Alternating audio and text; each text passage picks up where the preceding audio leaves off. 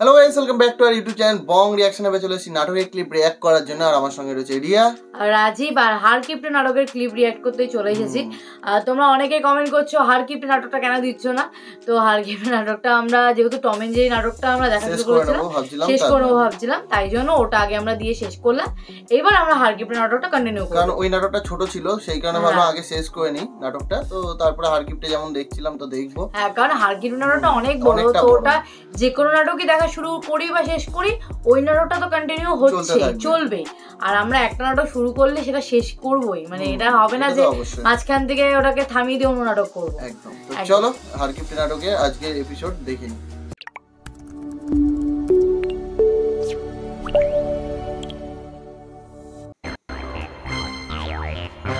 সবজির ফাঁকরা সরাই বসে আর কি জুটপি কপালে, সুখে থাকলে তো ভূতে কিরাবেই। ঠাকুর থাকো যদি মোদের ঘরে, ভাবনার কিছু নাই। ঠাকুর থাকো তুমি মোদের ঘরে, তুমি মহাপ্রভু মহাযোগী, ভাবনার কিছু নাই। ঠাকুর থাকো যদি মোদের ঘরে, ভাবনার শিবানী ধর্ম বইটা পড়েছিল।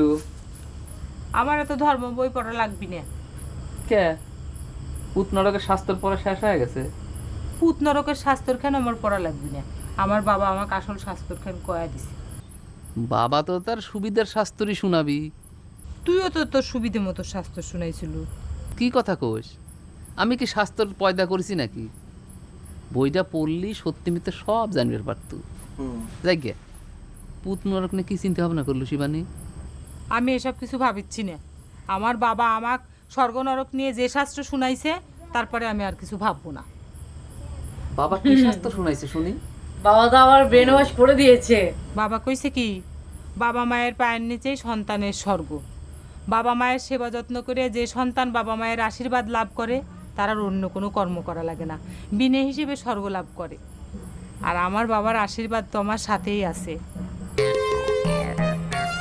অন্যের বাপের কথা তো কবের পারবো না রে শিবানী, তবে আমাদের বাপের ওই ফাটা পায়ের নিচে স্বর্গ আছে বলে তো আমার মনে হয় না। থাকলেও সেটা নরকের চেয়ে কোনো অংশ কম। ভালো করে পাওখান পর্যন্ত জীবনে হয় না যে ক্ষয় হয় যদি হয়।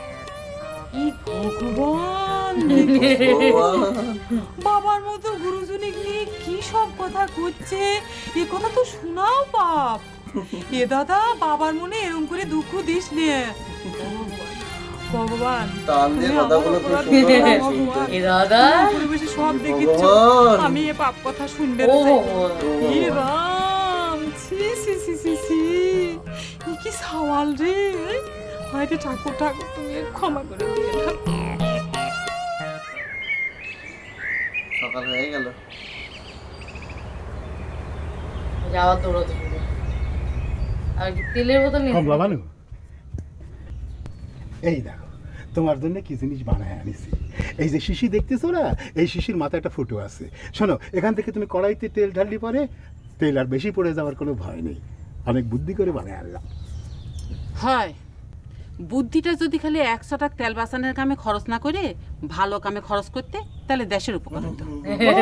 দেশ দরদি রে, আমার বুদ্ধি বুঝি আমি খারাপ কামের ব্যবহার করতেছি? তুমি এত বোঝো, এটা বোঝো না? আমার সংসারের 100 টাকা তেল বাঁচলি পারে, সেটা দেশেরই তেল বাঁচা। ভুল হয়ে গেছে, আমাকে মাফ করে দেন। সেই সাথে কয়ে দেন সপ্তাহে কতটুকু তেল দিয়ে আমার সংসার চালান লাগবে। আমি তোমাকে 1 পা তেলই কিনে দেব, কিন্তু এই শিশির মধ্যে এখান থেকে তুমি খরচ করবে। আগে যতদিন আমার চলতো তার থেকে 2 দিন বেশি চললেই কিন্তু আমি খুশি হই। আমি জানি তুমি সেটা পারবে, বুঝতে পারিছো? এই দেখো কড়াইতে তুমি এরম এরম করে, এই বেশি পড়ে গেল। আব্বা, শিশির ট্রেনিং শেষ করেন, আপনার সাথে আমার জরুরি কথা আছে। শিশির ট্রেনিং শেষ করেন, এখান থেকে তেল খরচ করবা। এই তোর আবার কি জরুরি কথা? আপনি এদিকে আসেন। আমার বাপেরা কোনো নতুন ফোন দিয়ে আসবে নাকি? কি বাহর, আবার কিছু গন্ধ পাইছো নাকি? আব্বা, আপনি টাকা পয়সা গুনি দেখেছেন? হিসেব সব ঠিকঠাক আছে তো? এই কথা করছিস কেন? ডাকাতের সিটি পাইছো নাকি? চিঠি দিয়ে ডাকাতি করার ডাকাত দুনিয়াতে মেলা আগে উঠে গেছে আব্বা। এখন তো নিজে করে কোষের ছুরিতে কোষ কাটতেছে।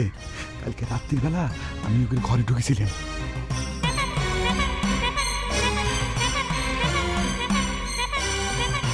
আব্বা, তোর কথা শুনে তোমার হাত পা কাঁপা শুরু হয়ে গেল রে।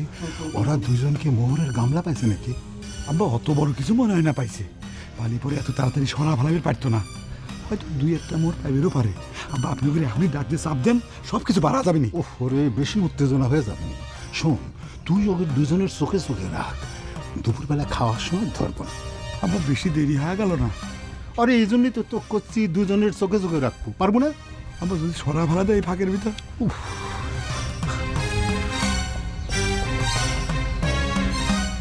আসল জব্দ করবে মনে হচ্ছে। বহর যদি সত্যি সত্যি আব্বার কাছে উল্টাপাল্টা কথা কয়, তাহলে কি করবো রে ভাই? কি কষ্ট যে মেয়ে ভাই, তুমি কি মনে করেছো ও কয় এখনো বাকি রাখিছে? কি করছ তুই? তাহলে পরে তুই সর্বনাশ। এই আব্বা যদি তোর কাছে এসে জিজ্ঞেস করে, তাহলে তুই কি করবো নি কদিন? আব্বা এসে জিজ্ঞেস করুক, এখন যাইছে মনে হয় তাক করে দেবো বাস। ভাই আর কি করিস না ভাই, কি করবো এটা ঠিক কর। মেয়ে ভাই, আমি তোমার আসল কথাটা কই। আমি চাচ্ছি আব্বা এসে জিজ্ঞেস করুক যে আমরা কি পাইছি। তারপর আব্বারে কব আমরা একটা সোনার বল পাইছি, কম করে হলেও আত্মা, বুঝতে পারছি। কি করছ তুই ভাই? আব্বা যদি জানে তোর কাছে এক পা সোনা আছে, তাহলে পরে তোর খুন করে সেটা দখল করা নিতে পিছপা হবি না, তুই জানিস? আমি তো তার সোনার বলটা স্বেচ্ছাই দিবার চাবো, কিন্তু তার আগে একটা কাম হাসিল করে নেব। কি বিয়ে? কি সব পেছাইনা কথা করছিস? আমি কিছু বুঝতে পারতেছি না রে ভাই। মেয়ে ভাই, তোর অত কিছু বোঝার কোনো দরকার নেই। তুই হলে দুর্বল হাটের মানুষ। আব্বা আসতে করে তুই আব্বারে কবু আমি কিছু জানিনি, যা জানি সব নহর, বাকিটুক আমি দেখবানি।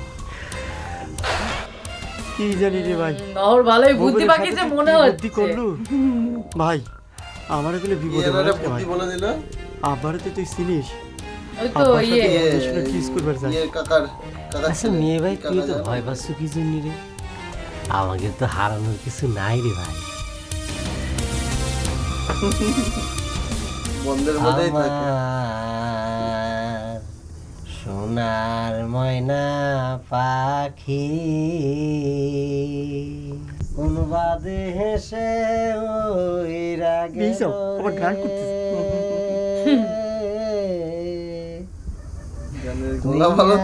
মোরে পাখি রে আমার, সোনার ময়না পাখি। মজা আছে। হারাধন কাকার ছেলে বুদ্ধিটা দিল। এই যে পণ্ডিত মশাই, একটু আসেন।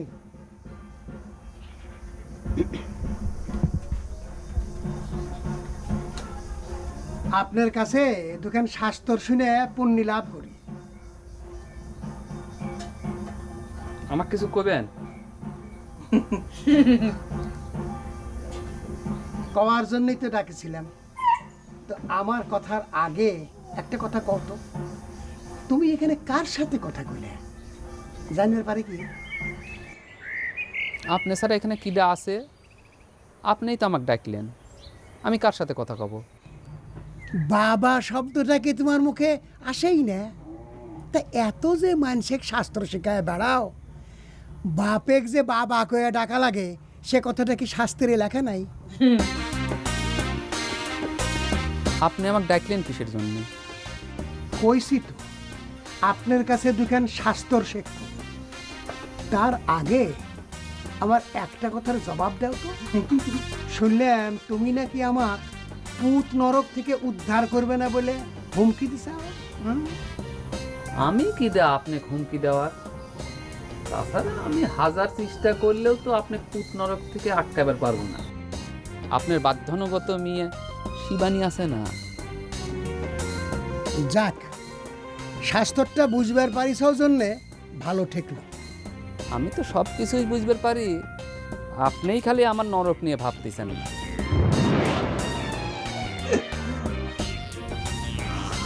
আমার যদি চিরকুমার থেকে জীবন যায়, আমাক কিডা পুত নরক থেকে উদ্ধার করবি সে কথাটি একবারও আপনার মনে হয়?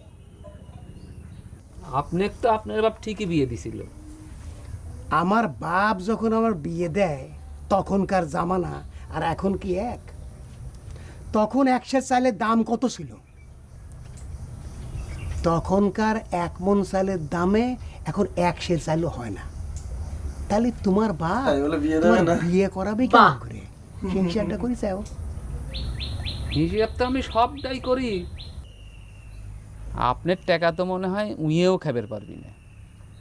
আপনার আর নজর চাচার নাম মানুষ গরুর গলায় মাই দিয়ে গরুর পোকা খোলে সে খবর জানেন? কি বললো? আমার বাপ যখন আমার বিয়ে না, আপনার টাকা তো মনে হয় উইয়েও খাবার পারবি না। আপনার আর নজর চাচার নাম মানুষ গরুর গলায় মাই দিয়ে গরুর পোকা খোলে সে খবর জানেন? মানে ভগবানের কাছে কই আমার মা যেরকম অসুখ হয়ে বিছানায় পড়েছিল আপনিও যেন সেই রকম বিছানায় পড়ে থাকেন। তখন কি রকম সিন হয় একটু দেখতেন।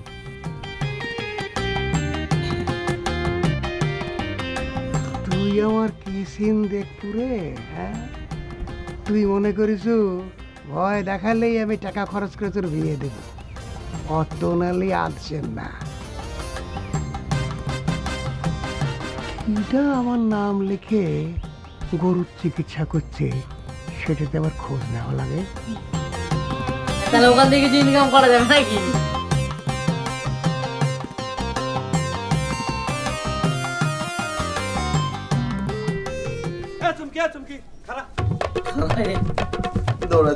দৌড়ানো দারুণ সুন্দর।